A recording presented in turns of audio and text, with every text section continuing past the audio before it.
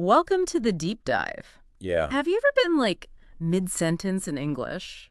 Or maybe trying to write something and suddenly your brain just, well, it hits a wall. Mm-hmm. It's like there's this little translator in your head trying to convert every single thought from your native language into English, word by painful word. Yeah. That mental bottleneck. That's incredibly common. It really is. And if you've felt that frustration, well, then this deep dive is absolutely for you. Today, we're going to help you cut straight through that. You've really hit on the core of the problem there. This may be the number one question learners ask, right? How do I stop translating in my head? Exactly. Because the default setting for your brain is often your first language. And that causes those delays, that frustration. But the real breakthrough, it isn't just learning more words. It's actually rewiring how your brain processes the language. Yeah, wiring. Okay. Yeah, building a direct English pathway, Yeah. bypassing that whole translation detour. Right. So our mission today is pretty clear then. We're exploring practical, genuinely easy ways for you to start thinking directly in English. Mm-hmm. And here's the really good part. You can start doing this even if you're fairly new to English, maybe around an A2 level. Absolutely. It's accessible. Think of this as your shortcut, a way to feel more natural, more confident, and just, well, freer when you speak. So we're going to unpack why this mental shift is so important, and then we'll dive straight into specific daily practices, things you can start using like right away. Okay, so let's start with the big question. Why? Why is thinking directly in English such a, well, a game changer? Right. Because for so many people, that constant mental translation, it really feels like this invisible barrier, doesn't it? It absolutely does. It slows you down, Yeah. makes you stumble over words, and it kind of breaks the flow of a real conversation. Totally disrupts it. Exactly. That barrier you're describing, that's where the real issue lies. When your brain is working in your native language first, it's like adding this extra clunky step to every single thought. Right, like a detour. Yeah, exactly. But when you bypass that, Mm. when you train your mind to form thoughts directly in English, well, that's where the fluidity, the confidence, that really starts.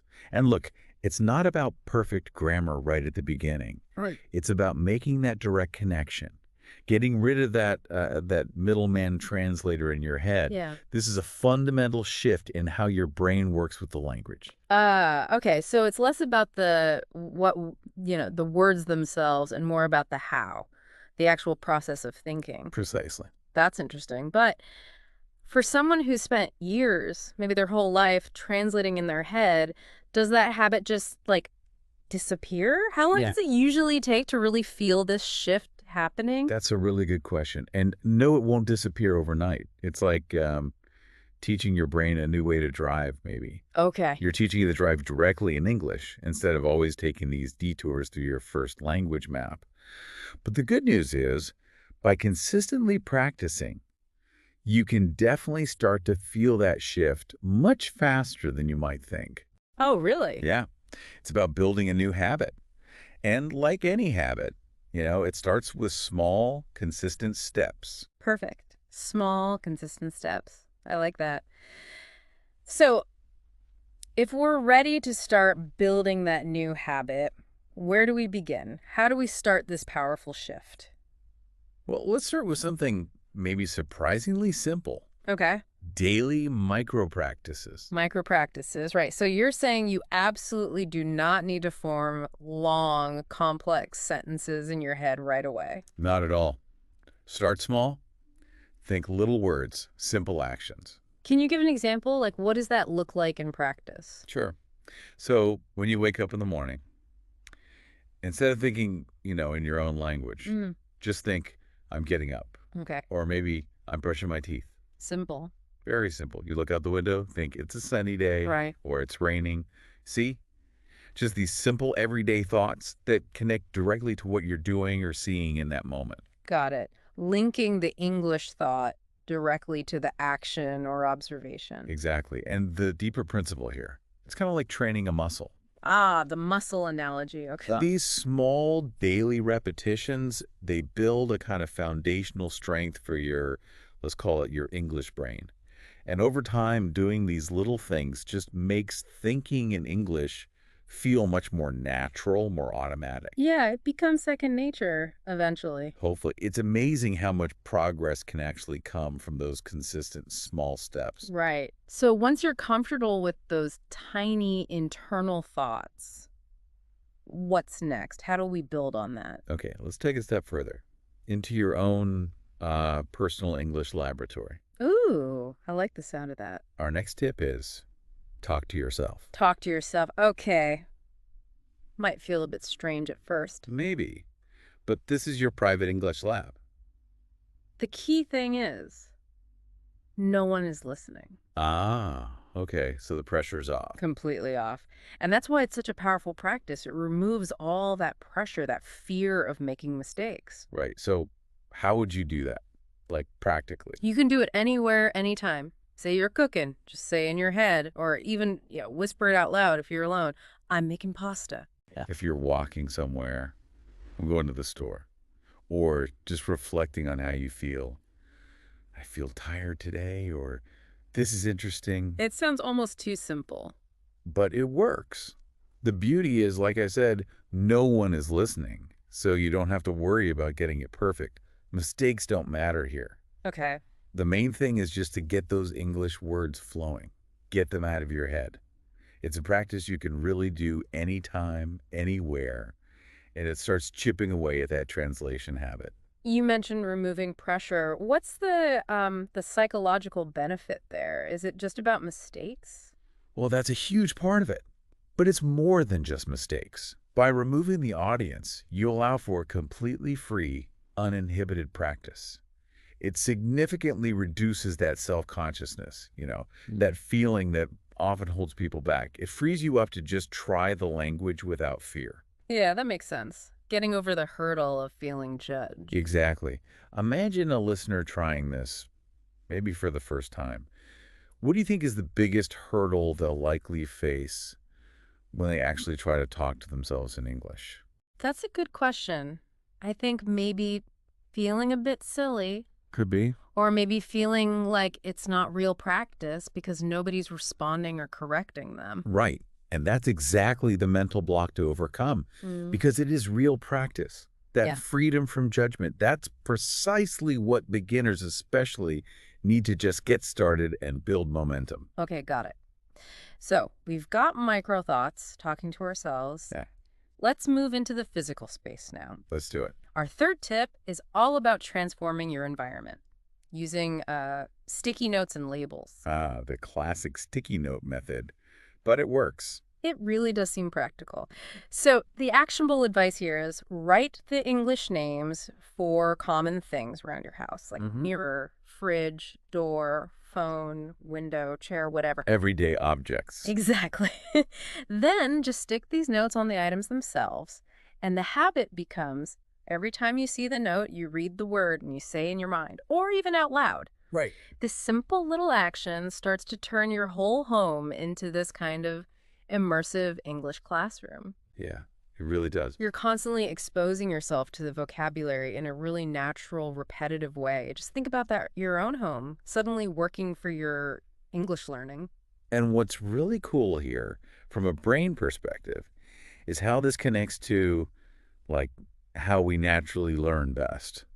Your brain loves repetition, seeing things again and again. Right, spaced repetition, kind of. Sort of. Especially seeing them in the place where you use them. It's like Right. giving your memory these little helpful nudges all around your house. Yeah. It makes the learning feel almost passive. It's integrated right into your daily life. Yeah. You don't necessarily need dedicated study time for this part. You're just using your environment. Using what's already there. Brilliant. Okay, so we're labeling things. What about getting more active with our thoughts? Good transition. Uh-huh. Moving beyond just labeling, let's actively get those English circuits firing with some mental exercise. All right. Our next tip involves simple English questions. Daily brain workouts. Daily brain workouts. Okay, like what kind of questions? Really basic ones. Like ask yourself, what do I see? And then answer it. Yep, answer in simple English. I Okay. see the sky, or I see a tree. Or ask, what do I need to do today? Ah, okay. Planning. Yeah, answer, I need to go shopping, or I need to send an email. Even simple preferences. What do I want to eat? Answer, I want some rice, or maybe pasta again. Uh-huh. Right. And when would you do this? Anytime, really. Mm. Maybe in the morning as you start your day, or perhaps before bed, just as a quick mental check-in. It's just about getting those English circuits firing regularly, Hmm. practicing that direct English thinking. So it's less about the answer being profound and more about the process of asking and answering in English. Exactly. This encourages active recall. You're making your brain work to find the English words, not just passively hearing or reading them. Right. Retrieval practice. Precisely. And immediate application makes the language stick much better, build stronger connections in your brain, like building muscles, but for English thinking. You're retrieving and applying, which is vital for really internalizing the language. Makes sense. Okay, next up, tip number 5. This one feels incredibly easy to implement, actually. Something most of us do for hours every day anyway. Let me guess. Phones. You got it!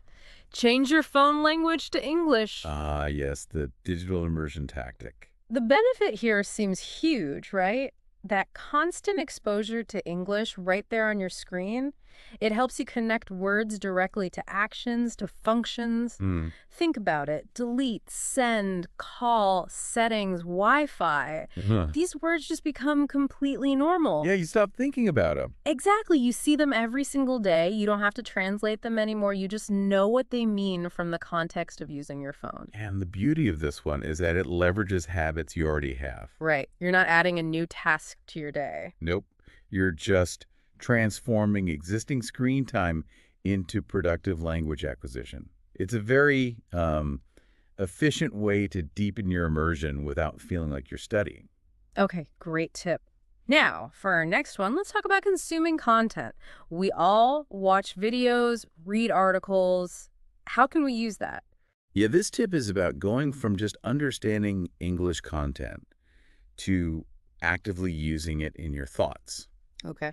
The idea is to pause and think in English after you've read or watched something. Pause and think. So how does that work? So let's say you watch a short video, maybe a news clip or something on YouTube, or you read a short article, or even just a paragraph. Okay. Afterwards, just pause for a moment.